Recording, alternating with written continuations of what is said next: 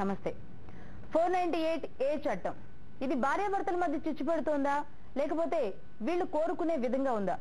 ఈ విషయం విభేదాలు ఉన్న భార్యాభర్తలకే కాదు, మీకు మాకు కాదు, అసలు ఈ చట్టం అమల్లోకి తీసుకొచ్చిన కోర్టు కూడా ఒక రకమైన సందేహం ఉంది. అందుకే అటు సుప్రీంకోర్టు కూడా దీని మీద రివ్యూ చేయమని అటు ఆదేశాలు ఇచ్చింది. 7 రాష్ట్రాలు కూడా ఈ 498 చట్టం ఎలా అమలవుతోంది తెలుసుకోవాల్సిందిగా ఆదేశాలు ఇచ్చింది ప్రభుత్వాలకి.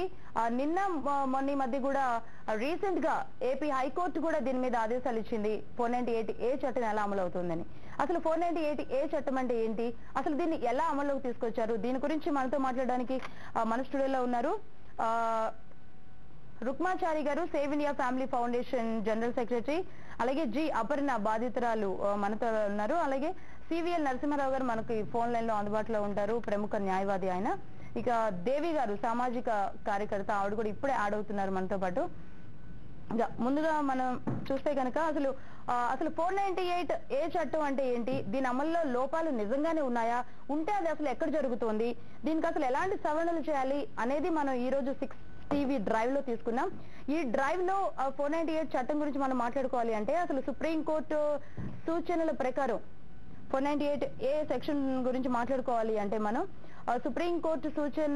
సుప్రీంకోర్టు గ్రహించింది ఏంటి అంటే దాదాపు 98% 498 సెక్షన్ కి వెళ్లిన వాళ్ళు ప్రతి ఒక్కళ్ళు కూడా డివోర్స్ తీసుకుంటున్నట్లుగా సుప్రీంకోర్టు అబ్జర్వ్ చేసినట్లుగా తెలుస్తోంది. అయితే 2% మాత్రమే వీళ్ళు 498 సెక్షన్ నుంచి వీళ్ళు కలిసి ఉన్నట్లుగా తెలుస్తోంది. అసలు 498 చట్టం అంటే ఏంటి, దీని వల్ల ఎలాంటి ప్రాబ్లమ్స్ ఉన్నాయి అనేది ముందుగా మనం రుక్మాచారి గారి దగ్గరికి వెళ్దాం.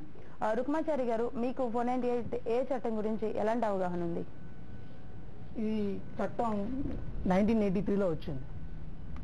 ఆ తర్వాత చాలా జడ్జిమెంట్స్ వచ్చాయి. అప్పటి నుంచి ఇప్పటి వరకు చాలా జడ్జిమెంట్స్ వచ్చాయి. దీనికి సుప్రీంకోర్టు వారు దీన్ని చాలా దారుణంగా ఆలోచిస్తూ లీగల్ టెర్రరిజం అని కేవలం సుప్రీంకోర్టే కాకుండా చాలా రాష్ట్రాల యొక్క ఉన్నత న్యాయస్థానాలు, హైకోర్టులు కూడా వచ్చింది. అయితే దీంట్లో గ్రహించాల్సిన విషయం ఏంటంటే ప్రతిసారి సుప్రీంకోర్టు 498ని తప్పు పడుతూ వచ్చింది. కానీ ఇందులో ఇంకో ముఖ్యమైన విషయం ఏంటంటే అది కేవలం పవర్ ఆఫ్ అరెస్ట్, పోలీసుల యొక్క పవర్ ఆఫ్ అరెస్ట్ ని దుర్వినియోగం చేస్తున్నారని చెప్పి, అది కూడా కేవలం 498A కేసుల్లోనే అవుతుందని చెప్పి బహిర్గతం అవుతోంది. ఇంకో ముఖ్యమైన విషయం ఏంటంటే ప్రతిసారి కేవలం ఈ 498A కేసుల్లోనే సుప్రీంకోర్టు చివాట్లు పెడుతుంది పోలీసులకి. దీన్ని బట్టి ఒకటే అర్థమవుతోంది, supreme court has failed in it's judicial activism because of ineffective police system in India. అందుకని సుప్రీంకోర్టు కూడా అంది 98%, 3 దశాబ్దాలుగా చూసుకుంటే ఓన్లీ 2% కన్విక్షన్ ఉంది. అదే కాకుండా ఈరోజు నిన్న గుజరాత్లో 2% మాత్రమే డొమెస్టిక్ వైలెన్స్ లో కూడా కన్విక్షన్ ఉంది. అంటే దీంట్లోనూ అసలు కన్విక్షన్ ఆల్మోస్ట్ నెగ్లిజిబుల్. అలాంటప్పుడు ఎందుకు పనికిరాని ఈ చట్టాన్ని అటు మంచి చేయట్లేదు, ఇటు చెడు చేయట్లేదు. కానీ ఇది ఈ రోజు వచ్చిన జడ్జిమెంట్ మాత్రం ఒక్కరికి ఉపయోగపడుతుంది నాకు తెలిసి, శశి తరూర్ గారికి. సో ఈ జడ్జిమెంట్ కూడా it's not a new judgement, it's old judgement. Same lines, same check list ప్రతిసారి రిపీట్ అవుతూ వస్తుంది. దీన్ని బట్టి తెలుసుకోవాల్సిందంటే కోర్టులు కూడా విసిగెత్తిపోయాయి. 10th క్లాస్లో ఒక అబ్బాయి ఫెయిల్ అయితే 2nd ఇయర్ క్లియర్ అవుతాడు, 3rd ఇయర్ మ్యాక్సిమం. కానీ మన న్యాయ వ్యవస్థ, పోలీస్ వ్యవస్థ ప్రతిసారి విఫలమవుతుంది. దీన్ని బట్టి తెలిసిందంటే 498 తీసేస్తే బెస్ట్. ఎందుకంటే అక్కడ 98% కేసులలో అనవసరంగా భర్తలు గృహించకు బాధపడుతున్నారు. అలాగే డొమెస్టిక్ వైలెన్స్ లో కూడా 98% డొమెస్టిక్ వైలెన్స్ కారణంగా భర్తలే డొమెస్టిక్ వైలెన్స్ కి గురవుతున్నారు. కానీ వాళ్ళకి ఏ చట్టమూ లేదు. అందుకనే 498Aని రిపీల్ చేసి దాని యొక్క అర్థం పరమార్థం ఏదైతే ఉందో డొమెస్టిక్ వైలెన్స్ లో పెట్టేసేసి, ఆ డొమెస్టిక్ వైలెన్స్ లో కూడా ఆడవాళ్ళకి మొగలు సమానంగా, we're not anti women, we're pro men. It doesn't mean we're anti women. We want to say let's have a general neutral law which is good for everybody. Okay అండి, అసలు first ఒకసారి అపర్ణ దగ్గరికి వెళ్దాం. అపర్ణ, మీరు అసలు ఎందుకు ఇప్పుడు 498 తో వచ్చారు మీరు? అసలు మీ ప్రాబ్లమ్స్ ఏంటి, మీ ఫ్యామిలీలో ఎలాంటి డిస్ప్యూట్స్ వచ్చినాయి ఒకసారి చెప్తారా? యాక్చువల్ గా నా మ్యారేజ్ అయ్యే ముందే మా అగ్రిమెంట్ ఏంటంటే ఇద్దరం చదువుకున్నారు కాబట్టి మేము డౌరీ ఇచ్చుకోలేని పరిస్థితిలో ఉన్నాము. సో డౌరీ వద్దని చెప్పారండి. మేము ఇవ్వలేము అని చెప్తే వాళ్ళు కూడా దానికి అగ్రీ చేశారు. కాకపోతే ఏంటంటే మ్యారేజ్ అయిన నెక్స్ట్ డే నుంచే అడిగారండి. వాళ్ళు డౌరీ అడిగారు, తర్వాత మేము ఇవ్వలేము అని చెప్తే ఇంకా అప్పటికి వాళ్ళకి ఉన్న పరిస్థితులను బట్టి సరే మేము చేసుకుంటాం డౌరీ లేకపోయినా అని చెప్పారు. కాకపోతే మ్యారేజ్ అయిన నెక్స్ట్ డే నుంచే ఇంట్లో ఒక్కరు కాదు ప్రతి ఒక్కరు అన్నమాట, నువ్వు ఏం తీసుకురాలేదు కాబట్టి మేము ఏమన్నా నువ్వు పడుండాలి, మేము ఏం చెప్పినా నువ్వు వినాలి. ఎట్లా అంటే ఇంకా అప్పటి వరకు స్టడీస్ కి సపోర్ట్ చేస్తా అన్న వాళ్ళు కూడా ఇప్పుడు నాది ఇంజనీరింగ్ ఎంబీఏ పర్సూయింగ్ అయితే అది కూడా చేయనవసరం లేదు. ఇన్స్టిట్యూట్ కి వెళ్ళి ఒకరోజు ఫీవర్ వస్తే నువ్వు చేయనవసరం లేదని తీసుకెళ్లి ఊర్లో పెట్టుకున్నారు. నువ్వు పొలం పనులు చేయాలి, అలా చేయాలి, ఇలా చేయాలి అని చెప్పి వాళ్ళ మదర్ ఫాదర్ అందరమాట. మా వారేమో కట్నం లేదు ఏం లేదు, అనవసరంగా ఎందుకు నీతో ఉండడం అని చెప్పేసి నన్ను మ్యారేజ్ అయినాక 1 వీకే తను కోయంబత్తూరులో అన్నమాట యాక్చువల్ జాబ్, అక్కడికి వెళ్ళిపోయారన్నమాట నన్ను వదిలేసి, వాళ్ళ ఇంట్లో వదిలేసి నన్ను. సో ఇలాంటివన్నీ జరుగుతూ ఉంటే అప్పటికి నేను 4 మంత్స్ వరకు నేను ఎక్కడికి అప్రోచ్ అవ్వలేదు. తర్వాత 4 మంత్స్ తర్వాత మా నాన్నగారు కొంచెం సీరియస్ గా తీసుకెళ్ళడా మీ అబ్బాయి అతనున్న చోటుకి అని అడిగితే అప్పుడు తీసుకెళ్లి ఆ 1 మంత్ లో కూడా నన్ను చాలా అరెస్ట్ చేశారన్నమాట. అక్కడికి తీసుకెళ్లిన తర్వాత కూడా ఇంకా నన్ను ఏది పడితే తిట్టడము, మా నాన్నని తిట్టడం. ఇప్పుడు మా నాన్నని తిట్టగానే ఏంటి అంటే ఇప్పుడు జనరేషన్ అమ్మాయిలాగా ఎవరు ఊరుకోరు కదా. నేను తిరిగి ఏంటంటే ఎందుకు అలా అంటున్నావు అని కొంచెం గట్టిగా అడిగేదాన్ని. అడిగితే ఏంటంటే అవన్నీ రికార్డ్ చేసుకోవడము అలాంటి పనులు అన్నమాట. నాకు కోపం వచ్చి నువ్వు ఇవి రికార్డ్ చేసే వాళ్ళు కెమెరా పెట్టేసే ఇంట్లో అయిపోతుంది కదా అని నేను ఏడ్చేదాన్ని. సో ఇలాంటివన్నీ చేసేస్తే నేను ఒకరోజు మా ఇంటికి వచ్చేసాను అనమాట. ఇంకా అక్కడ కూడా తనే పంపించాడు. మళ్ళీ పంపించిన తర్వాత ఈ అమ్మాయి నా దగ్గరికి రావట్లేదు అని చెప్పేసి అక్కడ నుంచి జాబ్ మానేసుకుని వాళ్ళ ఊరికి వచ్చి నువ్వు ఊర్లో వచ్చి ఉండి ఇప్పుడు నేను ఎక్కడ ఉంటే అక్కడ అని కాంజుగల్ రైట్స్ మీద నాకు నోటీసులు పెడుతూ భయపెట్టిస్తున్నాడు. ఓకే, ఇప్పుడు మీరు మీ పేరెంట్స్ దగ్గరే ఉంటున్నారు. ప్రస్తుతానికి మీకు ఎవరు సపోర్ట్ చేశారు? మీరు ఫస్ట్ కేసు పెట్టాలని ఎప్పుడు డిసైడ్ అయ్యారు? యాక్చువల్లీ మేమేం కేసు పెట్టాలి అని అనుకోలేదు ఫస్ట్ లో. కాకపోతే 3 నోటీసెస్ వచ్చాయి మాకు కోర్ట్ నుంచి, కాంజుగల్ రైట్స్ నువ్వు ఎక్కడ ఉంటే అక్కడే ఉండాలి అనేసి. మేము వాళ్ళ ఇంట్లో పేరెంట్స్ ని కూడా వాళ్ళని కూడా అప్రోచ్ అయితే వాళ్ళ దగ్గర నుంచి కూడా పాజిటివ్ రెస్పాన్స్ లేదన్నమాట మాకు.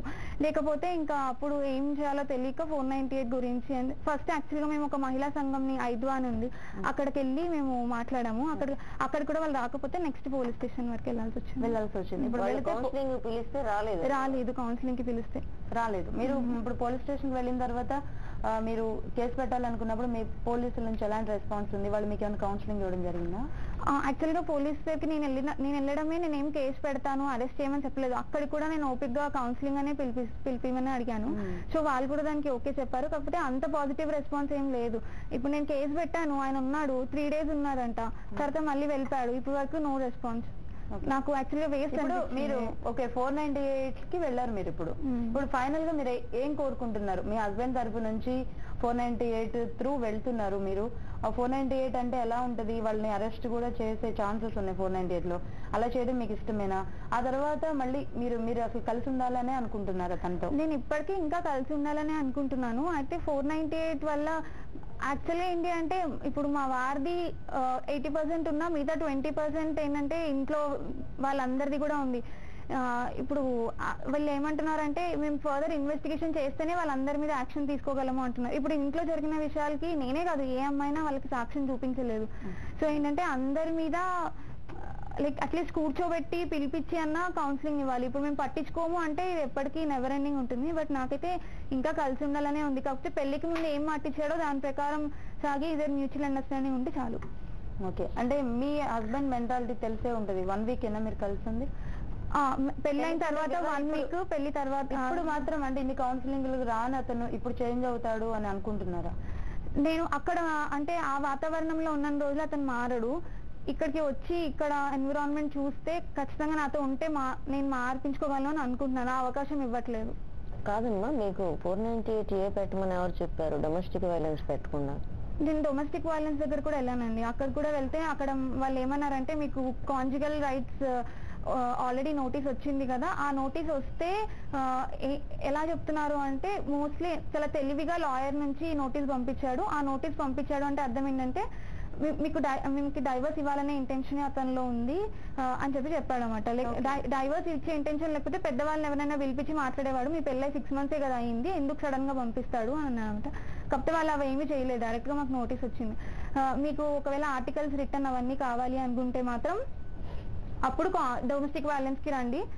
ఇప్పుడు ఈ నోటీస్ వచ్చిన తర్వాత మేము కౌన్సిలింగ్ పిలిచినా అతను రాడు, సో పోలీస్ స్టేషన్కే వెళ్ళండి అని. ఓకే అండి. దేవి గారు, ఇప్పుడు మీరు అన్నట్లుగానే ఇప్పుడు డొమెస్టిక్ వైలెన్స్ కి వెళ్లకుండా చాలా మంది 498కి వెళ్తున్నారు. అయితే ఇప్పుడు కోర్టు ఆదేశాలు కూడా 498 దుర్వినియోగం అవుతుందా సద్వినియోగం అవుతుందా అని, అంటే ఎంత వరకు ఇది సద్వినియోగం అవుతుంది అనుకుంటున్నారు? మొట్టమొదటి విషయం, ఈ దుర్వినియోగాలు సద్వినియోగాలు మాట్లాడేటప్పుడు కొన్ని ఫ్యాక్ట్స్ మాట్లాడాలి. స్త్రీల మీద హింస పెరుగుతుందా లేదా, మిగిలిన అన్ని మాట్లాడకు. స్త్రీల మీద హింస పెరుగుతుందా లేదా సింపుల్ ప్రశ్న. మనకి ఆంధ్రప్రదేశ్లో 28.7% డొమెస్టిక్ వైలెన్స్ కూడా కాదు, అది డౌరీ డెత్స్. ఒకసారి మీకు ఐడియా ఉండదు, లాస్ట్ ఇయర్ ఐడియా ఉండదు డొమెస్టిక్ వైలెన్స్ రూల్స్ ఎలా ఉంటాయి, 498A ఎలా ఉంటుంది? మీకు చెప్పాల్సిన మొదటి విషయం ఏంటంటే అమ్మా, డౌరీ డెత్స్ ఏవైతే ఉన్నాయో అది 28% పెరిగినాయి ఆంధ్రప్రదేశ్లో గత ఏడాది. ప్రిసైజ్ గా చెప్పాలంటే 28.7% పెరిగినాయి. రెండో విషయం, మొత్తం క్రైమ్ బ్యూరోలో ఇవాళ ప్రపంచ ఆరోగ్య సంస్థ మన భారతదేశంలో చేసిన డిక్లరేషన్ ఏంటంటే, ప్రపంచవ్యాప్తంగా చేసింది, ఇక్కడ చేసిన డిక్లరేషన్ ఏంటంటే, మహిళల మీద హింస అంటే మహిళల మీద తీవ్రమైన కుటుంబ హింస, వాళ్ళ కుటుంబం వాళ్ళ కుటుంబ సభ్యుల చేత ఇన్ఫ్లిక్ట్ అవుతున్న హింస 38.1% ఉన్నది. మన భారతదేశంలో అది 42% ఉన్నది.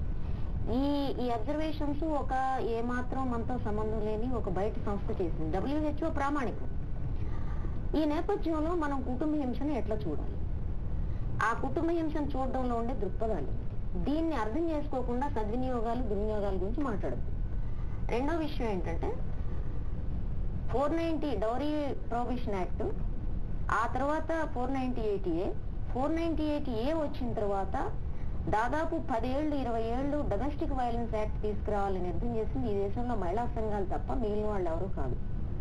ఎందుకని ఒక క్రిమినల్ కేసుని, ఒక సివియర్ క్రిమినల్ కేసు 498A ఉండగా ఎందుకని డొమెస్టిక్ వైలెన్స్ యాక్ట్ కోసం మహిళా సంఘాలు పనిచేసింది? ఈ నేపథ్యం మనం అర్థం చేసుకోవాలి. 498A వెళుతున్నప్పుడు ఏమవుతుందంటే, చాలా కేసులు అది చాలా సివియర్ కేసు.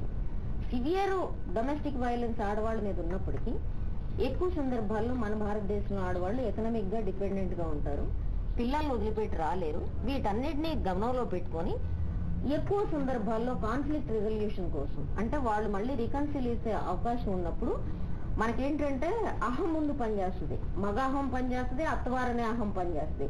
ఈ రెండు అహాలు భారీ ఎత్తున ఉంటాయి. కాబట్టి ఈ రెండు అహాలకి దెబ్బ తగలకుండా ఒక సివిల్ కేసు పెడితే, ఆ సివిల్ కేసులో కౌన్సిలింగ్ కనుక ఎక్కువ మంది వస్తే ఈ పోలీస్ స్టేషన్ చుట్టూ తిరగడం అనేది ఒక ప్రిస్టేజ్ ఇష్యూ కింద మారకుండా ఉంటుంది అనేది మహిళా సంఘాలు అభిప్రాయపడ్డాయి. అది ఆడవాళ్ళ ప్రొటెక్షన్ కోసం అభిప్రాయపడ్డాయి. ఆ సివిల్ కేసు పెట్టిన తర్వాత జరిగిన విషయం, డొమెస్టిక్ వైలెన్స్ యాక్ట్ ఇప్పుడు దేశవ్యాప్తంగా 2005 నుంచి అమల్లో ఉంది. 2005 నుంచి ఉండే మొత్తం డొమెస్టిక్ వైలెన్స్ యాక్ట్ దేశవ్యాప్తంగా తీసుకుంటే ఏంటి సమస్య వస్తుంది? ఇదిగో ఈ అమ్మాయి వెళ్తే వాళ్ళు నమోదు చేసుకోవడానికి కానీ, లేకపోతే దాన్ని పర్సూ చేయడానికి కానీ, ఎట్లా తప్పించాలనే విషయాన్ని పక్కన పెట్టేసి నువ్వు 498Aకి వెళ్ళాను. అమ్మాయి కలిసి ఉండాలన్నప్పుడు పర్సూ చేయాల్సింది మొట్టమొదటి డొమెస్టిక్ వైలెన్స్. రెండోది, డబ్బులున్న కుటుంబాల్లో ఎవరైనా కానీ వెళ్ళి, మంచో చెడో వెళ్ళి నాకు ఈ రకమైన కుటుంబ హింస జరుగుతుందంటే వాళ్ళు మిస్లీడ్ చేసే వాళ్ళు ఇద్దరు ఉంటారు, ఒక లాయర్లు, 2 పోలీసులు. వీళ్ళు చెప్పే మొదటి విషయం ఏంటంటే ఏసై 498 దాని యూజ్ అంటే మీరు చెప్పేది 498కి వెళ్ళమని వాళ్ళని మిస్గైడ్ చేసేవాళ్ళు తప్పనిసరిగా ఉన్నారు, అది చాలా తక్కువ కేసు. అయితే మీకు చెప్పదలుచుకుంది ఏంటంటే, ఎక్కడెక్కడైతే 498A గృహహింస పెరుగుతోంది, పర్వర్టెడ్ గృహహింస పెరుగుతోంది, ఈ నేపథ్యంలో ఆడవాళ్లు గత 15-20 ఏళ్ల కాలంలో కేసులు ఫైల్ చేయటం పెరిగింది. ఎందుకంటే వాళ్ళు చదువుకుంటున్నారు, ఉద్యోగాలు చేస్తున్నారు, ఎకనామిక్ గా డిపెండెంట్ గా ఉండలేదు. ఉన్నప్పుడు ఆ పాప చెప్పినట్టుగా లొంగుండాల్సిన అవసరం ఏంటి అని జవాబు కూడా చెప్తున్నారు. దీన్ని మన భారతదేశంలో మగాహం తట్టుకునే పరిస్థితి లేదు. కేసులు ఫైల్ అవటం ఎక్కువయ్యే కొద్దీ ఏమవుతోంది అంటే మిస్యూజ్ అవుతోందనే ఆక్రందన పెరుగుతుంది. ప్రశ్న ఏంటంటే, మిస్యూజ్ అవుతున్నప్పుడు దాన్ని సరిగ్గా యూజ్ చేయడం ఎలాగా అనే దాని గురించి ఆలోచించాలి. ప్రముఖ న్యాయవాది సివిఎల్ నరసింహారావు గారు మనతో మాట్లాడడానికి ఫోన్ లైన్ లో సిద్ధంగా ఉన్నారు. నరసింహారావు గారు చెప్పండి, ఈ 498A చట్టం అనేది మిస్యూజ్ అవుతుంది, మిస్గైడ్ అవుతుంది అనే వార్తలు వస్తూ ఉన్నాయి. అసలు 498 చట్టం సెక్షన్ ఎలా ఉంటది అంటారు? అసలు బేసిక్ గా ఏ చట్టం అయినా, ఏ సెక్షన్ అయినా కూడా అది మంచి కోసం ఉద్దేశించి చేసింది. 498 కూడా అత్తారింటికి వెళ్ళిన ఆడపిల్ల కష్టాలు పడుతూ ఉంటే ఆ పిల్లని అందులోంచి రక్షించడానికి, అలా కష్టాలు పెట్టిన అత్తారింటి భర్త, అత్తారింటి వాళ్ళు ఎవరన్నా ఉంటే వాళ్ళని శిక్షించి ఇంకోసారి అలా చేయకుండా ఉండాలి అని చెప్పడానికి 498 ఉద్దేశించబడ్డది. మరి ఇందాక నేను ఆఖరిలో ఉన్న దేవి గారు చెప్పినట్టుగా 2 విషయాలు కరెక్టే. ఏంటంటే 498 అన్నది ఇమీడియట్ గా ఆ పిల్ల కలిసి ఉండాలి అని అనుకుంటే దానికి అక్కర్లేకుండా 498కి వెళ్లకుండా డివిసికి వెళ్ళి, అది ఎందుకంటే అందులో ప్రొటెక్షన్ ఆఫీసర్లు ఉంటారు, సర్వీస్ ప్రొవైడర్లు ఉంటారు, కౌన్సిలర్లు ఉంటారు, అన్ని ఫెసిలిటీస్ ఉంటాయి కాబట్టి ఇద్దరి మధ్య సయోధ్య కుదర్చడానికి చాలా ఎక్కువ అవకాశాలు ఉంటాయి. అందుచేత అసలు బేసిక్గా 498కి సంబంధించినంత వరకు ఫిజికల్ హామ్ కానీ ఇతరత్ర హామ్ ఏదైనా చేస్తే ఇండియన్ పీనల్ కోడ్ ఉంది, అవన్నీ సరిపోతాయి. ఈ డొమెస్టిక్ వైలెన్స్ యాక్ట్ కనుక దానికి అప్రోచ్ అయితే అది ప్యూర్ గా క్రిమినల్ కాదు, క్వాసీ క్రిమినల్ కనుక చాలా పాసిబిలిటీ ఉంటుంది వాళ్ళ కాపురం చక్కబట్టడానికి. కాకపోతే ఏంటంటే ఇందాక పాపం దేవి గారు ఒక మాట అన్నారు, మిస్గైడ్ చేసేది పోలీసులు లాయర్లే. అది కొంతవరకు నిజం ఉంది, కొంతవరకు ఏమిటి చాలా వరకు నిజం ఉండొచ్చు. కాకపోతే ఏంటంటే పోలీసులు లాయర్లందరికీ ఇదన్నీ బ్లేమ్ గేమ్ లాగా ఉంటుంది. లాయర్లందరూ వాళ్ళ ఆఫీసులు అయితే వదిలేసి హాయిగా కాపురాలు చేసుకుంటున్నారు. వాళ్ళ ఇళ్ళకెళ్ళి అమ్మ మీరు మా ఆఫీసులో అండి లాయర్లు అడగరు, పోలీసులు అడగరు. పోలీస్ స్టేషన్లకి లాయర్లకి దగ్గరికి ఎందుకు పెడతారో, ఎవరు పెడతారో వాళ్ళ టైం తీసుకుని అపాయింట్మెంట్ తీసుకుని పడిగాపులు పడి వెళ్ళి కేసులు పెట్టి మీరు ఆగండి అమ్మా, ఒక 2 నిమిషాలు మీరు ఆగితే పర్లేదు, కొంచెం తొందరగా ఒక్కరికి చాలా సేపు ఉంది ఇంటర్వ్యూ. అంచేత దానికి సంబంధించింది పెడుతూ ఉంటారు. ఎవరైనా కానీ భార్యాభర్తల్ని వీలైనంత వరకు కలుపుదామని ప్రతి వాళ్ళు చూస్తారు. అసలు ఫ్యామిలీ కోర్ట్ యాక్ట్ కానీ ఆడపిల్లలకి రక్షణగా ఉన్న అన్ని చట్టాలు కూడా వివాహ వ్యవస్థని కాపాడమని చెప్తూ ఉంటాయి అన్ని యాంగిల్లో కూడా. ఎందుకు ఇప్పుడు 2000 నుంచి కూడా విపరీతమైన మిస్యూజ్ అయిపోతుంది అనుకుంటే, నేను విడిగా ఉండాలి, నేను నా మొగుడే ఉండాలి, లేకపోతే నా మొగుడు సంపాదన అంతా నాదే అనే ఆలోచన ఎక్కువ పెరిగిపోయి ప్రతి దానికి కూడా, ప్రతి చిన్న విషయానికి కూడా పోలీసు దగ్గరికి వెళ్తే మెడ మీద కత్తి పెడితే తప్ప కాపురం చేయడం అన్న పాయింట్ లో జరుగుతుంది. అందుకోసమే ఈ కేసులో ఈ సుప్రీంకోర్టు జడ్జిమెంట్లు కానీ, తర్వాత 2002లో ఎంవి కృష్ణారావు గారు అప్పటికి కమిషనరే ఇచ్చారు, భర్త తాలూకు బంధువులు ఎవరిని కూడా రిటర్న్ కన్సెంట్ ఆఫ్ డీసీపీ లేని అరెస్ట్ చేయకూడదని అన్ని జడ్జిమెంట్లు ఉన్నాయి.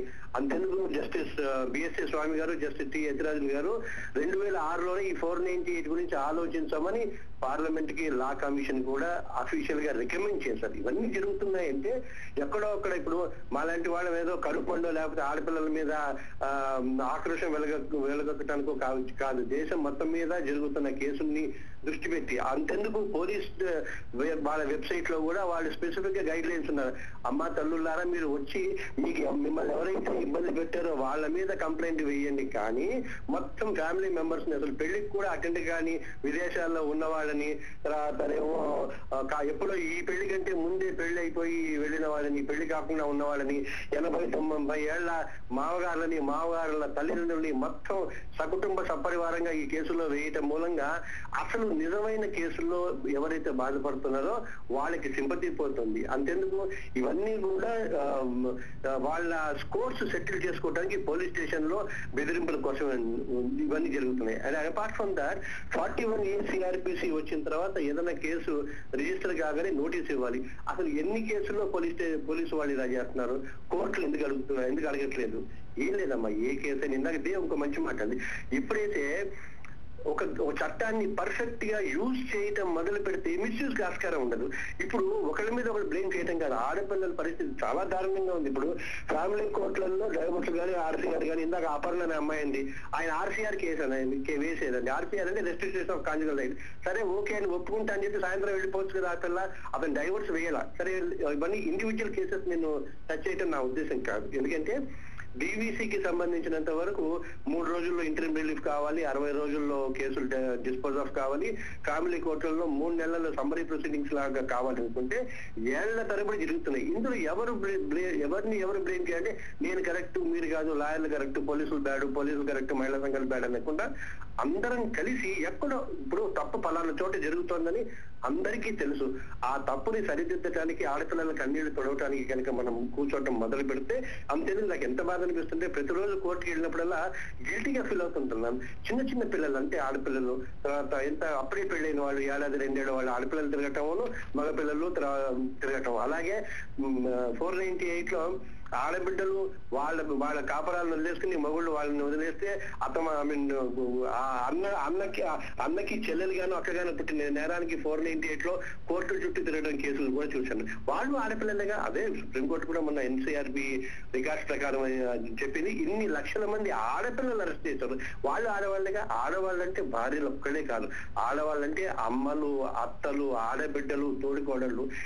ఈ పాయింట్ ని మర్చిపోతున్నాం. అందుకోసమే ఇప్పుడు అందరూ కొంతమంది మగవాళ్ళు, కొంతమంది, ఎందుకంటే మగ అహం అని ఉండదు. అది ఇందాక దేవైనట్టుగా మగ తప్పు ఆడ తప్పు ఉండదు. తప్పు ఎవరు చేసినా తప్పే, ఆడ తప్పు కూడా ఉంటుంది. అది గ్రహించి బ్యాలెన్స్డ్ గా మాట్లాడి other side of the coin కనుక చేస్తే ఖచ్చితంగా, ఎందుకంటే వీళ్ళందరూ కూడా సామాజికవేత్తలు, బోల్డ్ ఎంతమంది అంటే వీళ్ళ మాటల్ని అందరూ కూడా చాలా పవిత్రంగా చూసుకుంటారు, ఇన్స్పిరేషనల్ గా చూసుకుంటారు, రోల్ మోడల్ లాగా చూసుకుంటారు. కాబట్టి చాలా కేర్ఫుల్ గా ఉండి అందరం కలిసి everybody has to work on this particular aspect. అంటే ఎందుకు డీవీసీలో స్టే ఇవ్వకూడదు హైకోర్టు వాళ్ళని చెప్తున్నారు. 60 రోజుల్లో చేయమంటే 600 రోజులు 1200 రోజులు అవుతుంది. ఇంటర్మ్ మెయింటెనెన్స్ కోసం ఆ పిల్ల 5,000 కావాలి నాకు నా 2 పిల్లలకు అంటే ఏడాది పడుతుంది. ఎవరు అడుగుతున్నారు? వాళ్ళు ఇన్ఫ్రాస్ట్రక్చర్. ఒక్క నిమిషం చూడండి. ఇప్పుడు 498A ఇది మిస్యూజ్ కాకుండా ఉండాలి అంటే మొత్తం ప్రక్షాళన జరగాలి అంటున్నారు. అంటే ఏమి ప్రక్షాళన జరగక్కర్లా, లా ఏది చెబితే అది చేయాలి. పోలీసులు ఓవర్ యాక్షన్ చేస్తున్నారు కదా ఇన్నాళ్ళు, మరి కోర్టులు ఎందుకు చూస్తూ ఊరుకున్నాయి? మరి అదే పోలీసులు ఓవర్ యాక్షన్ చేయకూడదని కదా మనం చెప్పాలి. కోర్టులు ఎందుకు చేస్తున్నాయంటే ఇప్పుడు వాళ్ళు ఏమంటారు, మరి మీడియా వాళ్ళు వస్తారమ్మా, మహిళా సంఘాల వాళ్ళు వస్తారు, మేము మొగుడు దగ్గర నుంచి డబ్బులు తీసుకుని వాళ్ళు ఏమంటలేదనుకుని మాకెందుకు గొడవ అని ముందు మొత్తం కుటుంబాన్ని అరెస్ట్ చేసి వాడేస్తే మా బాధ వదిలిపోతుందని. ఇలా ఎక్కువ మిస్యూజ్ జరిగింది కాబట్టి సుప్రీంకోర్టు అంత ఖచ్చితంగా ఉంది. మన జనవరిలో మన ఆంధ్రప్రదేశ్ హైకోర్టు వాళ్ళు కూడా గైడ్ లైన్స్ ఇచ్చారు. జోగిందర్ కౌర్ దాంట్లో సుప్రీంకోర్టు ఎప్పుడో ఇచ్చింది. వీటన్నిటినీ ఏం లేదు, లాని ఖచ్చితంగా అమలు చేయండి. ఎక్కడైతే ఆడపిల్లకి అన్యాయం జరిగిందో ఖచ్చితంగా ఆ మగవాడిని 4 రోడ్ల కూడలలో ఉరి తీయండి. I have no objection. But కేవలం మగవాడన్న పాయింట్ పెట్టుకుని మొత్తం మగజాతిని ద్వేషించకండి. అప్పుడు ద్వేషించడం మొదలు పెడితే మీ అన్నని, తమ్ముడిని, భర్తని, కొడుకుని కూడా ద్వేషిస్తున్నారన్న రాంగ్. ఇప్పుడు ఇక్కడ మీరు చూసినట్లుగానే అపర్ణ ఉంది, తను అసలు డైవోర్స్ తీసుకోవాలని ఉద్దేశంతో వెళ్ళలేదు. కానీ అలాంటి ఇప్పుడు అమ్మాయి సంగతి చెప్తే ఆర్సీఆర్ అనేసి అంతెందుకు చెప్పనా, ఖచ్చితంగా చెప్తా. మీరు కానీ మీడియా వాళ్ళు కానీ దేవి కానీ కూర్చుని అబ్బాయి ఏదైనా తప్పు చేసినా, అబ్బాయి వాళ్ళ వైపు తప్పు చేసినా వాళ్ళకి ఎక్స్ప్లెయిన్ చేసి, వీళ్ళకి ఎక్స్ప్లెయిన్ చేసి హాయిగా జీవితాంతం బతకండి అని చెప్తే ఖచ్చితంగా ఆయన కాన్ఫిడెంట్ చెప్తున్నాను కదా. ఇలా సైట్స్ తీసుకోకుండా అంతెందుకు ఏమక్కల మీరు యాంకర్ గా మీరు దేవి గారు మీ ఇద్దరే కూర్చోండి, 1 గంట ఆ కుర్రాడిని, ఆ కుర్రాడి ఫ్యామిలీ మెంబర్ ని కాన్ఫిడెన్స్ లోకి తీసుకుని కన్విన్స్ చేయండి. ఈ పిల్లకి ధైర్యం చెప్పండి, ఈ పిల్ల తప్పండి ఈ పిల్లకి చెప్పండి, ఆ కుర్రాడి తప్పండి ఆ కుర్రాడికి చెప్పండి. 2 కట్నం తీసుకోవటం అంటే నేరన్నా, ఆ బంగారం ఆడపిల్ల ఉంది, ఆ పిల్లలతో అందరూ రోజు చేసే పనులే గాని ఎవరు పట్టుకొని వెళ్ళిపోవాలి అని చెప్పి చెప్పరు. కానీ రోజు చేసే పనులు అయితే అపర్ణ లాంటి వాళ్ళు ఉండరు తల్లి. అపర్ణ లాంటి వాళ్ళకి ఏదో వాళ్ళ కౌన్సిలింగ్ కి అవతల వాళ్ళని రమ్మన్నారు, వాళ్ళు రారు. అవును, వాళ్ళు రారు కౌన్సిలింగ్ కి. ఎందుకంటే అక్కడ వాళ్ళకి అప్పుడు చచ్చినట్టుగా వెళ్ళాలి. అది కాదండి, అక్కడ కౌన్సిలింగ్ వచ్చేస్తే అసలు లాయర్ దగ్గర పోవాల్సిన అవసరం ఏంటి? పెద్ద మనుషుల దగ్గర పిలిపించి మాట్లాడొచ్చు కదా. వాళ్ళు కాదు, లాయర్ దగ్గర పోవాలి. పోనీ అమ్మాయి పోయి ఎవరినో అనఫీషియల్ గానే అడిగింది కౌన్సిలింగ్ పిలిపించమని, రావచ్చు కదా. ఐదో వాళ్ళు ఇప్పుడు పిలిస్తే ఒకటమ్మా, నేను అనేది ఐదో వాళ్ళు పిలిస్తే రమ్మంటాం కాదు. ఒక పెద్ద మనిషిగా, ఒక పెద్ద ముత్తైదుగా వెళ్ళి వాళ్ళ ఇంటికి వెళ్ళి ఏమిటైనా ఒక ఆడపిల్ల జీవితాన్ని ఆ కాన్సెప్ట్ లేదు కదా. ఎలా పిలుస్తారో మీకు తెలుసు, నాకు తెలుసు కదమ్మా. మరి ఎందుకు ఇప్పుడు ఈ కార్యక్రమం ఎలా పిలుస్తారో నాకు తెలియదు, వాళ్ళు మాత్రం మర్యాదగానే పిలుస్తారు. నరసింహారావు గారు తెలుసు, అందరికీ తెలుసు. పోలీసులు ఒక పద్ధతిగా పిలుస్తారు, మహిళా సంఘాలు ఒక పద్ధతిగా పిలుస్తారు. ఇంకో విషయం చెప్పినా, వాళ్ళు ఇవన్నీ కూడా మీడియేషన్ సెంటర్స్ ఉన్నాయి. రత్నాచారి గారు, ఇప్పుడు సేవ్ ఇండియా ఫ్యామిలీ ఫౌండేషన్ తరఫున అసలు 498 చట్టం కాకుండా ఇంకా చాలా చట్టాలు ఉన్నాయి, 48 చట్టాల వరకు ఉన్నాయి. కానీ దేనికి వెళ్ళకుండా దీనికే వెళ్ళడం వల్ల భార్యాభర్తలు ఇప్పుడు ఫారెన్ లో ఉన్న వైఫ్ అండ్ హస్బెండ్ వాళ్ళు గొడవ పడి వాళ్ళు ఇండియాకి వచ్చి ఆ అమ్మాయి కేసు వేయడం వల్ల ఇక్కడున్న ఫ్యామిలీ, ఇప్పుడు ఇంతకు ముందు నరసింహరావు గారు అన్నట్లు అసలు సంబంధం లేని వ్యక్తులను కూడా తీసుకెళ్లిపోతున్నారు. అంటే ఫ్యామిలీ చాలా ట్రబుల్స్ లో పడుతుంది వైఫ్ అండ్ హస్బెండ్ కూడా. మీరు అట్లా జనరలైజ్ ఎందుకు చేస్తారండి? నాకు అర్థం కాదు. అలాంటి కేసెస్ ఇప్పుడు అలాంటి కేసెస్ ఉన్నాయి, దానికి విరుద్ధమైన కేసెస్ 100 ఉన్నాయి. నేను చెప్తా ఎగ్జాంపుల్. ఇప్పుడు కోర్టే ఇచ్చిందండి. కోర్టు ఎందుకు ఇచ్చింది అనేది మాట్లాడండి. మిస్యూజ్ అవుతున్నాయని 498 మిస్యూజ్ కాకుండా యాక్చువల్లీ ఎలా యూజ్ అవ్వాలో అలాగే యూజ్ అవుతుంది. ఎందుకు యూజ్ అవుతుందంటే పోలీస్ స్టేషన్కి వెళ్ళినప్పుడు వాళ్ళ పని ఏంటి, ఇన్వెస్టిగేషన్ చేసి రిపోర్ట్ రాసి పంపించడం. కానీ అలా అవ్వట్లేదు. పోలీస్ స్టేషన్లోనే పోలీస్ అనే పవర్ ఆఫ్ అరెస్ట్ అనే భయంతో హస్బెండ్ అని ఒత్తిడి చేసి అక్కడే సెటిల్మెంట్ ఎంత అంటే అంత సెటిల్మెంట్ చేసుకునేటట్టుగా బాధిస్తున్నారు. ఇక్కడే సుప్రీంకోర్టు జోక్యం కలిగించుకుంది. ఈ రోజు పొద్దున ఒక అతను ఫోన్ చేసి నాకు చెప్పాడు, సిఆర్పిసి 41 ప్రకారంగా నోటీస్ పంపించండి. ఫ్యామిలీ నుంచి అంటే మీ దగ్గర బాధితులు ఉంటారు కదా, వాళ్ళ కేసెస్ ఎంత మీకెన్నో ఇప్పుడు ఈవిడ చెప్తున్నారు 100 వరకు మా దగ్గర ఎగ్జాంపుల్స్ ఉన్నాయని. మీరు చెప్పిన ప్రతి ఒక్క ఎగ్జాంపుల్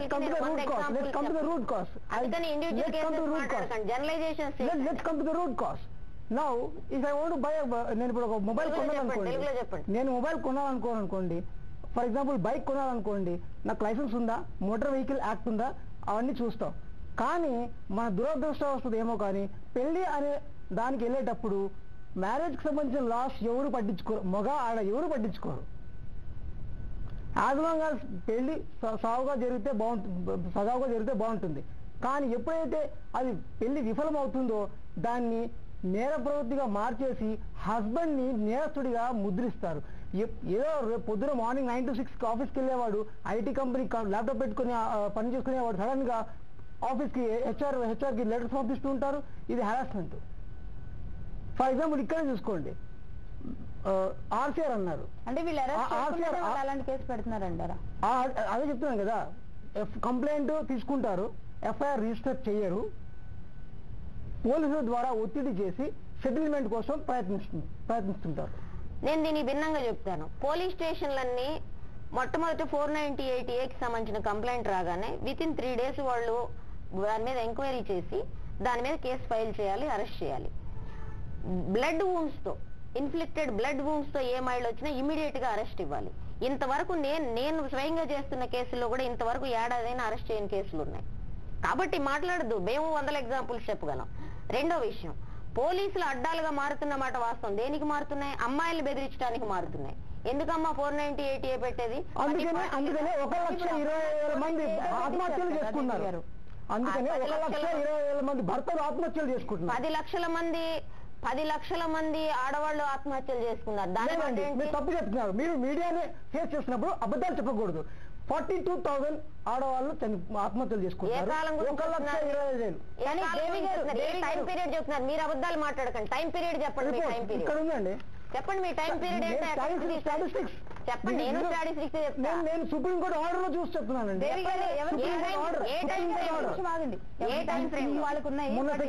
సుప్రీంకోర్టు ఆర్డర్ చూసి చెప్తున్నాను. ఒక నిమిషం అండి, ఇంకో మాట మాట్లాడతాను. చెప్పాను కదా అవగాహన లేదని.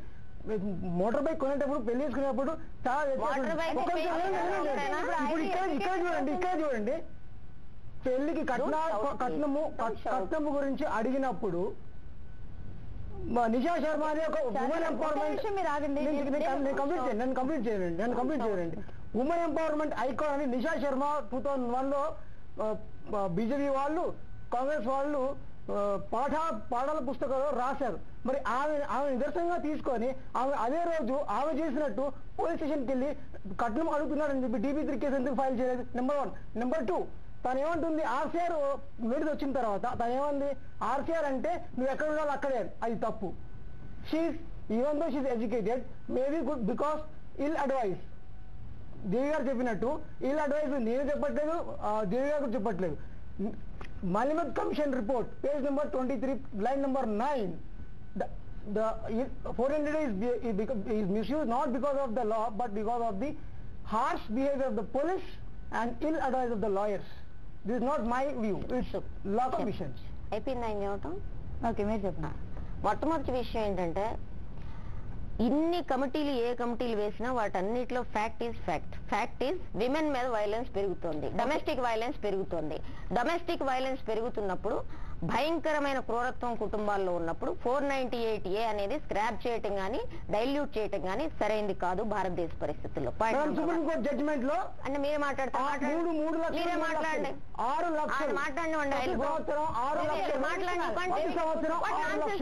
మాట్లాడుతుంటే మధ్యలో తప్పు చెప్తున్నారు. మాట్లాడండి. Okay, then let him talk. ఒకసారి నేను కూర్చోండి. Nonsense is this? చారి గారు చెప్తున్నారు. You cannot abuse me. No, I am not abusing you. You are doing it. You are doing it. You cannot abuse me. You cannot abuse me. You are doing it. నేను మాట్లాడుతుంటే మధ్యలో మీరు ఎందుకు మాట్లాడారు? నాకు ఒక కారణం చెప్పండి. ఒకసారి దేవి గారికి మీరు తప్పు చెప్తున్నారు. అంటే మీరు నోరేసుకుని అరిస్తే సరిపోద్దా? నేను అరవలేనా? You are abusing me. Stop nonsense. Stop talking nonsense. దేవి గారు వాట్ ఎవర్ ఇట్ ఈస్ ఎవరి స్టాటిస్టిక్స్ నేను మాట్లాడుతున్నప్పుడు ఈయన మాట్లాడొద్దు, గొంతేసుకుని అని చెప్పండి మధ్య. కొంచెం సేపు ఆగండి.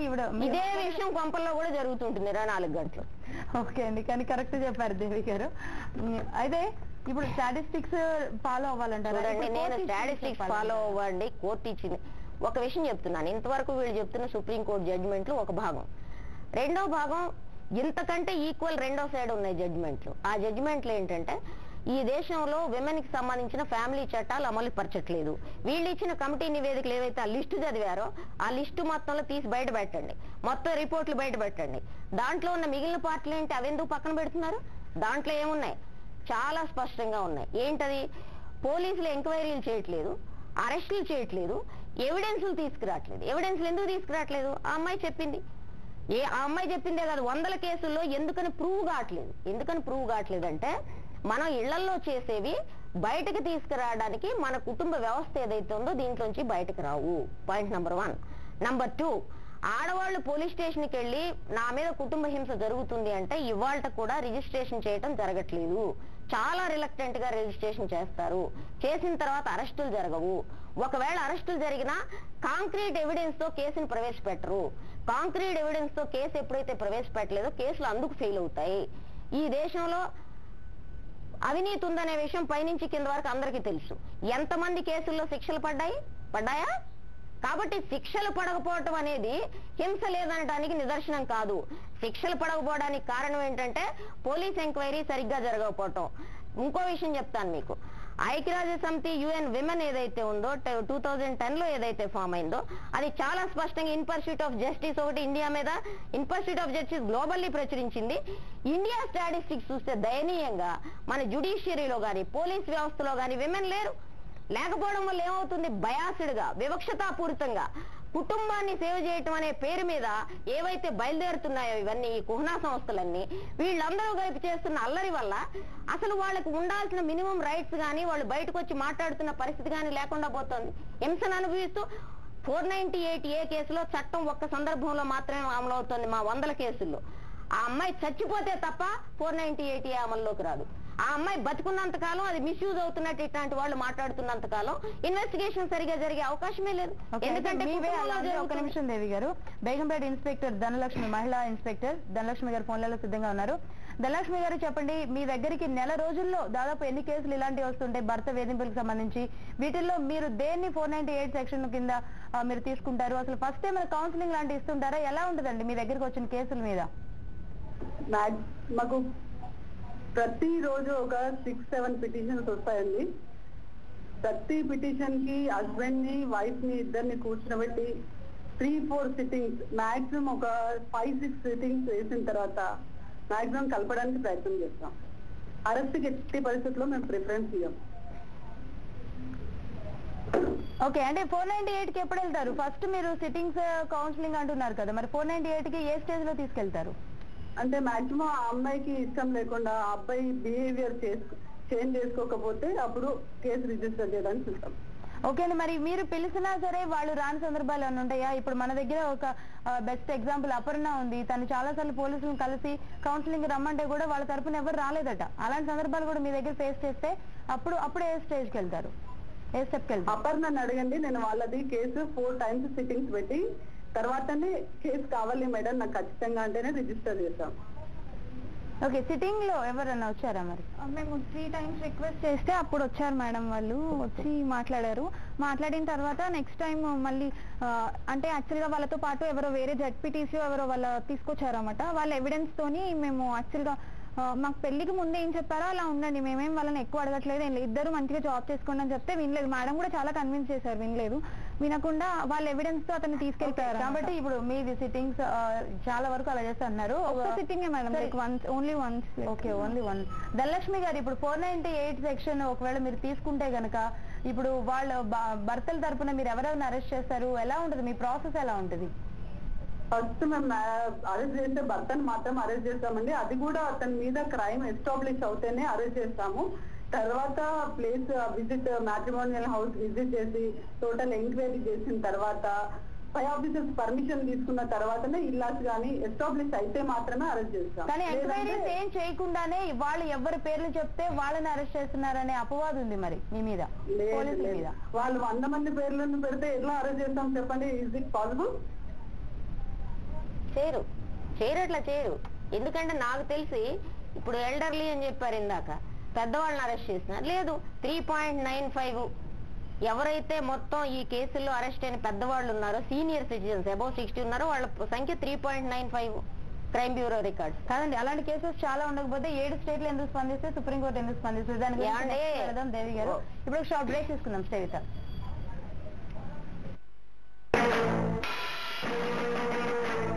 ఈ దుర్యోధన దుశ్శాసన దుర్వినీత లోకంలో రక్తాశ్రులు చిందిస్తూ రాసున్న శోకంతో మరో మహాభారతం, 6వ వేదం, మానభంగ పర్వంలో మాతృహృదయ నిర్వేదం ఏమైపోతుంది సభ్య సమాజం, ఏమైపోతుంది మానవ ధర్మం.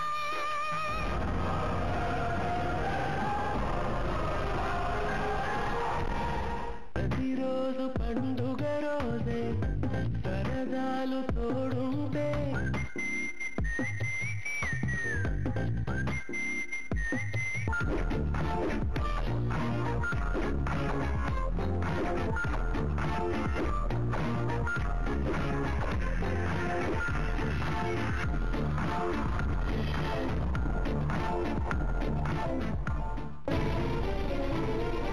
నాలుగో తరగతి చదివిన వాడి తెలివితేటలు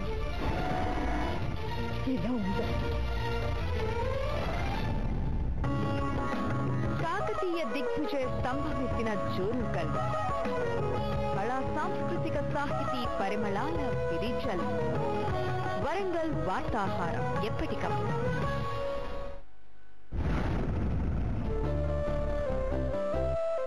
అసలు మీకు మా గురించి పట్టించుకునే తీరికే లేదు. 24 గంటలు ఆఫీసులో కూర్చొని సినిమా చూస్తూ గడిపేయండి. 10th క్లాస్ ఫెయిల్ అయిన నువ్వు 4th క్లాస్ పాస్ అయిన నన్ను బెక్కిరించడం, నేను కూడబెట్టిందంతా షాపింగ్ పేరుతో కరిగించు. మన కుటుంబంలో మనం ఊహించిన సంఘటన జరిగింది. నా ప్రాణాలు పెట్టైనా మన కుటుంబాన్ని కాపాడతాను. చెర్రీ దెబ్బకు రామ్ రీషూట్. ఒకే కథతో ఓకే కోసం శ్రీను చక్కర్లు, బ్రహ్మీతో కాజల్ తీన్మార్, తెలుగు పొమ్మంది, తమిళ్ రమ్మంది. అవును, వాళ్ళిద్దరూ ఒక్కటవుతున్నారు.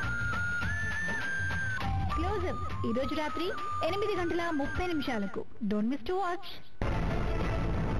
రాజకీయాల్లో రహస్యాలు, వ్యూహాలు, ప్రతి వ్యూహాలు, కూటములు, అంతుపట్టని కుమ్ములాటలు, నేతల కోతలు, నిలకడలేని మాటలు, అంతు చిక్కని వ్యవహారాల అంతు తేల్చే చర్చలు. Open secret.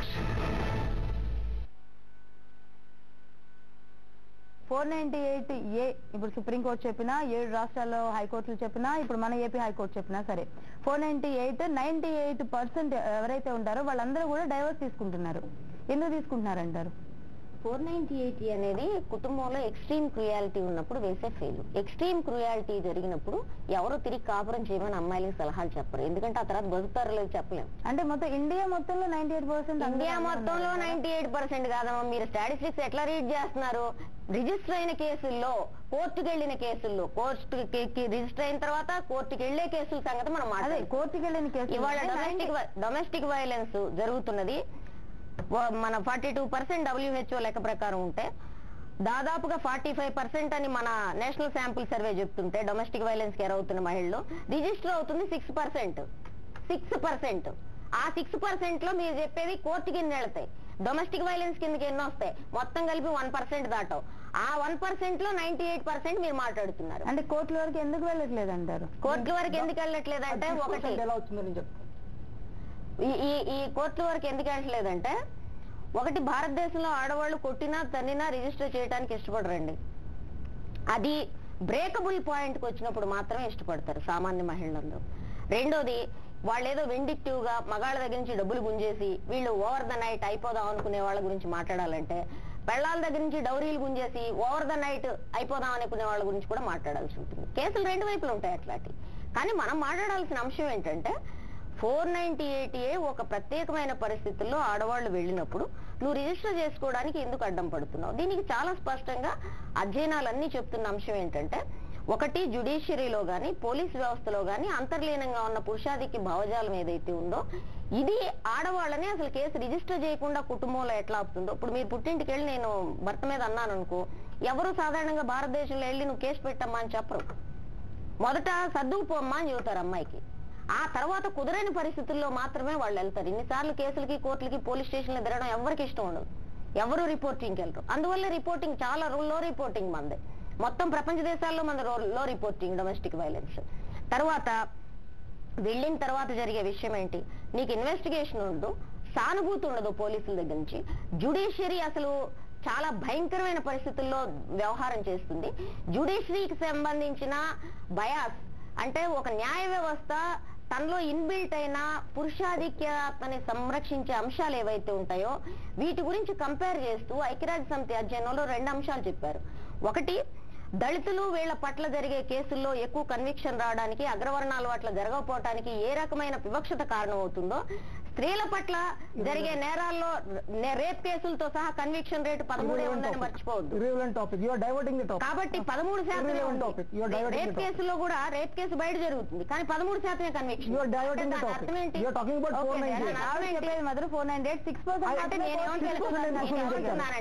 కన్విక్షన్ రేట్ అనేది దేంట్లో కూడా స్త్రీల మీద జరిగే నేరాల్లో కన్విక్షన్ రేట్ తక్కువ ఉండటానికి మనకి శతాబ్దాల నుంచి మన నర్నరాల్లో జీర్ణించుకుపోయిన పురుషానికి భావజాలం ఉంది. ఆ భావజాలం, let me tell you, clarify it, ఆ భావజాలం కేవలం మగవాళ్ళకే ఉంటుందా? కాదు, ఆడవాళ్ళకు కూడా ఉంటుంది.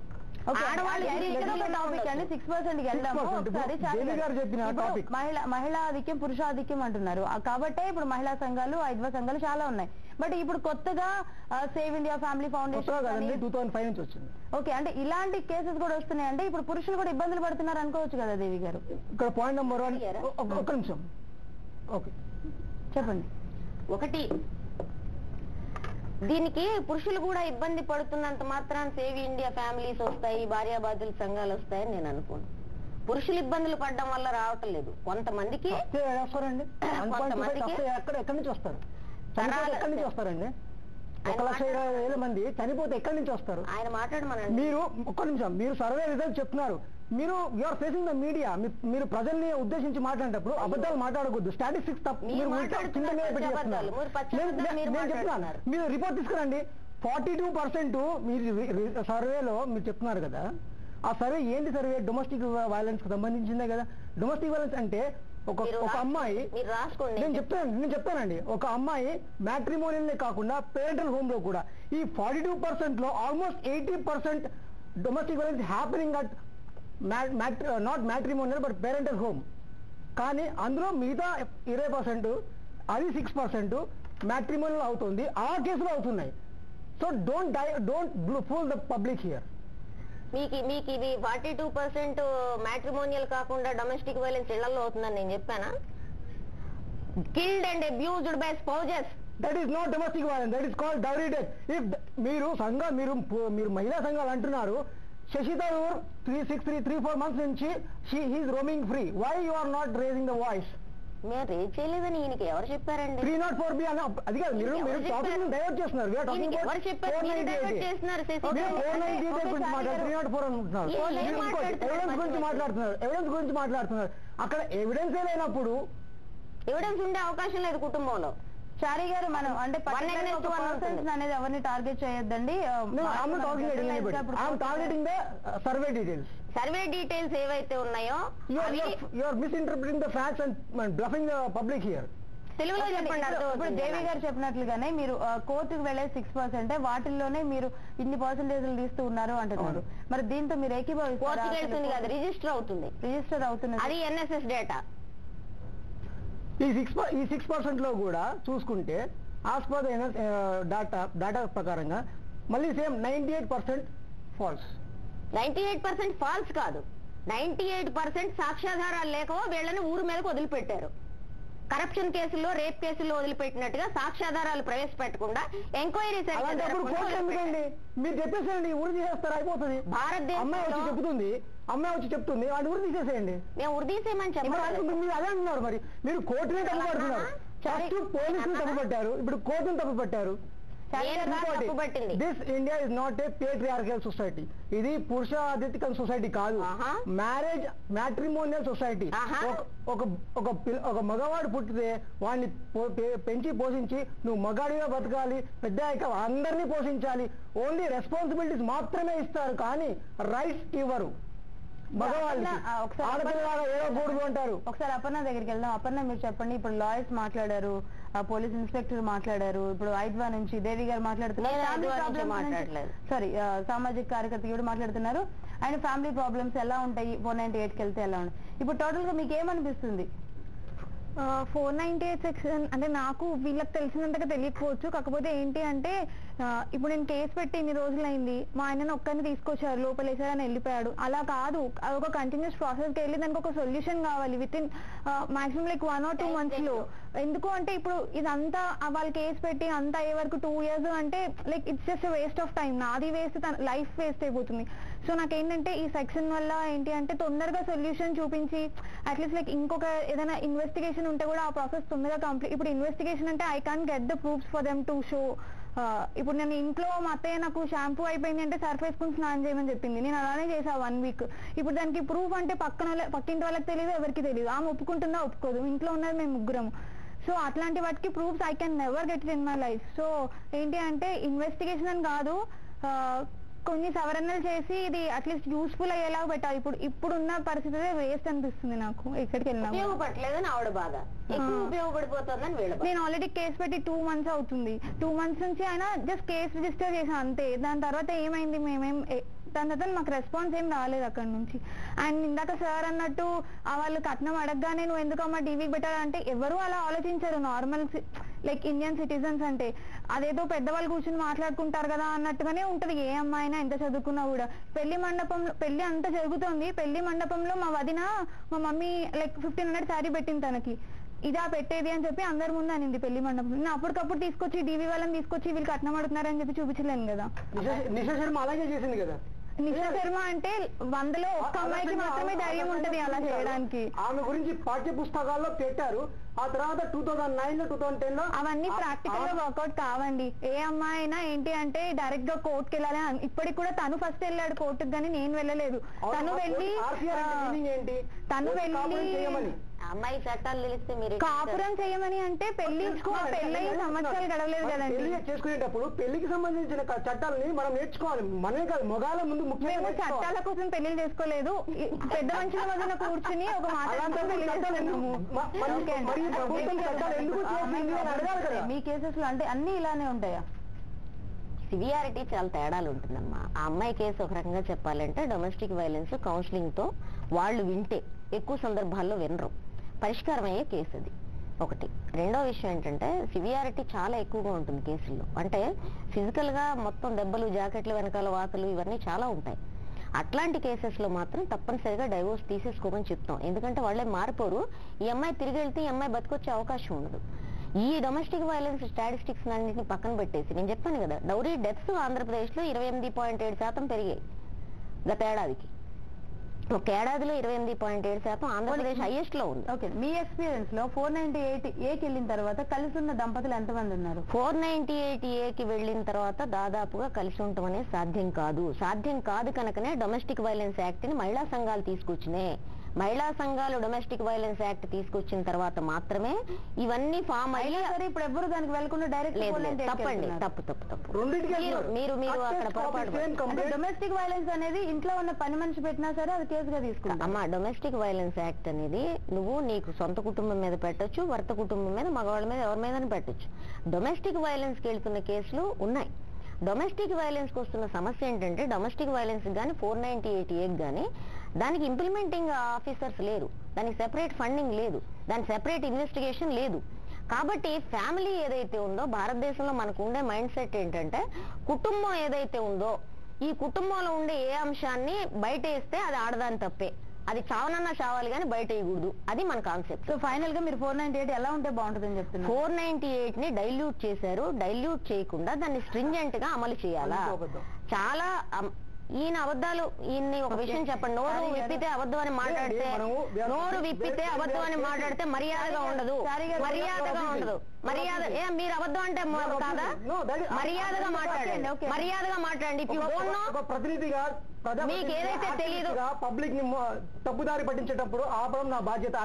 మీ బాధ్యత అయితే మీరు స్టాటిస్టిక్స్ చెప్పండి. మీకు చేత కాదని చెప్పండి, మీకు బాధ్యత, మీకు తెలియదు అని చెప్పండి స్టాటిస్టిక్స్. మీకు తెలియదు. టైం కూడా అయిపోయింది. ఫైనల్ గా ఒకటి ఏంటంటే, ఈ ఆత్మహత్యలు రకరకాల కారణాల వల్ల జరుగుతాయి. ఆత్మహత్య ఇప్పుడు తెలంగాణలో 2,000 మంది చేసుకున్నారు. వాళ్ళందరూ పెళ్ళాల వల్ల చచ్చిపోయారని మాట్లాడితే అన్న అర్థం ఉందా? రైతులు 10 లక్షల మంది చేస్తున్నారు. 498 అని డైల్యూట్ చేయకుండా స్ట్రింజెంట్ గా కరెక్ట్ గా అమలు యంత్రాంగం ఉండాలి. డొమెస్టిక్ వైలెన్స్ కేసులు 498A కేసులు రెండింటిని విభజించి కౌన్సిలింగ్ ఏదైతే ఉందో కౌన్సిలింగ్ ని స్ట్రెంగ్తెన్ చేయాలి. దీనికి ప్రతి రాష్ట్ర ప్రభుత్వం ఫండ్స్ ఎలకేషన్ చేయాలి. ఈ చట్టం అమలుకి ఇంతవరకు ఫండ్స్ ఎలకేషన్ లేదు. దానివల్ల అదనపు బడ్జెట్ పడి ఇప్పుడు మనకు ICDS ఆఫీసర్లకు పెట్టారు 490 డొమెస్టిక్ వైలెన్స్. వాళ్ళు ఏం చేస్తారు? వాళ్ళు అంగన్వాడీ పని చేసుకుంటూ ఎన్ని కేసులని చూస్తారు. అందుకని వాళ్ళు ఏం చేస్తారు? ఆ బడ్జెట్ తగ్గడం కోసం, అమ్మ ఇది కాదు, ఇది ఇక్కడ కాదు, మీరు ఆల్రెడీ లాయర్లకు వెళ్ళింది కాబట్టి అక్కడికి వెళ్ళిపోమంటారు. రెండోది, ఒక్క సెంటర్ ఉంటుంది మొత్తం జిల్లాలో. ఒక్క అమ్మాయి దగ్గరకు వచ్చే కేసులు ఎన్ని ఉంటాయి ఒక్క ఆఫీస్కి వచ్చేది? చాలా మందికి తెలియదు. నేను చెప్తుంటాను, ఫోన్ చేస్తే మీకు అట్లాంటి ప్రాబ్లం ఉంటే డొమెస్టిక్ వైలెన్స్ సెల్కి వెళ్ళండి అమ్మా, వాళ్ళు మిమ్మల్ని పిలిపిస్తారని చెప్తుంటాం మేము. ఓకే, సిబ్బంది తక్కువగా ఉన్నారు. ఇబ్బందే కాదమ్మా, అమలు యంత్రాంగం లేదు. ఇక్కడ సమస్య యూజ్ అవటం కాదు, అసలు యూజ్ అవ్వట్లేదు 498A.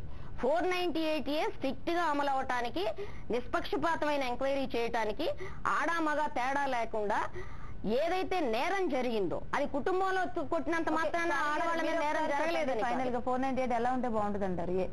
498A రద్దు చేసి ఆ క్రుయాలిటీ అనే డెఫినేషన్ ని డొమెస్టిక్ వైలెన్స్ చట్టంలో కలిపేసి చూడడం బెస్ట్. ఎందుకంటే డొమెస్టిక్ వైలెన్స్ లో కూడా డౌరీ హెరాస్మెంట్ అనే ఒక సెక్షన్ ఉంది ఆ ఫార్మాట్ లో.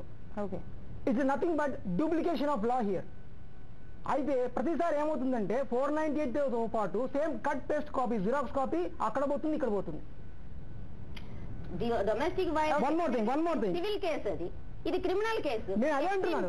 నేను అంటే ఇప్పుడు ఎలాగో దుర్వినియోగం అవుతుంది కాబట్టి, అరెస్ట్ దుర్వినియోగం చేస్తున్నారు కాబట్టి, ఒకసారి భర్త అరెస్ట్ అయిన తర్వాత there is no scope of the married life, hence it ఎలాగో పనికి రావట్లేదు. పైగా 498Aలో 3,10,000 మంది అనవసరంగా బలవుతున్నారు. దేవి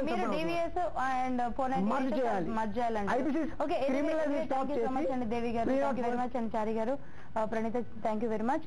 అలాగే ఫోన్ లైన్ లో వచ్చిన ప్రముఖ న్యాయవాది నరసింహారావు గారికి, అలాగే ధనలక్ష్మి బేగంపేట ఎస్ఐ గారికి కూడా ధన్యవాదాలండి ఫోన్ లైన్లోకి వచ్చినందుకు. సో మొత్తం మీద ఈ 498A అనేది మాత్రం కరెక్ట్ గా అమలు అవ్వాలి. దీని మీద ఇప్పుడు కోర్టు ఇచ్చిన ఉత్తర్వుల ప్రకారం ఎలా జరుగుతుంది, అమలు అవుతుంది అనేది ఇస్తే ఎలా జరుగుతుంది అనేది ఇస్తే గనక దాన్ని బట్టి కోర్టు ఎలా స్పందిస్తుంది, 498 మీద ఎలాంటి యాక్షన్ తీసుకోబోతుంది, దాన్ని ఎలా ఆచరణలో పెడుతుంది అనేది మాత్రం మనం వేచి చూడాలి. ఏదేమైనా సరే భార్యాభర్తలు కలిసి ఉండే విధంగా అమలు చేయాలనేది మాత్రం ఇక్కడ ఉన్న సామాజికవేత్తలు అలాగే ప్రముఖులందరూ కూడా కోరుతున్నారు. ఇది వాళ్ళ discussion. Keep watching 6 TV.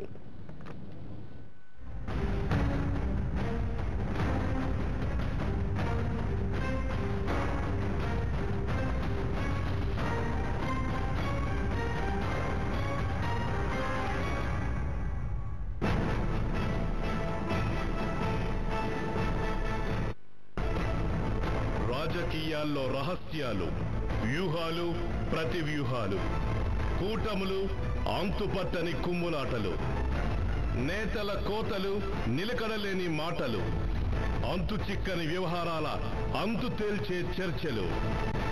Open secret.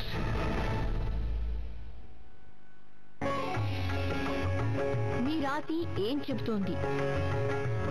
మీరు ఏం చేస్తే ఫలం దక్కుతుంది?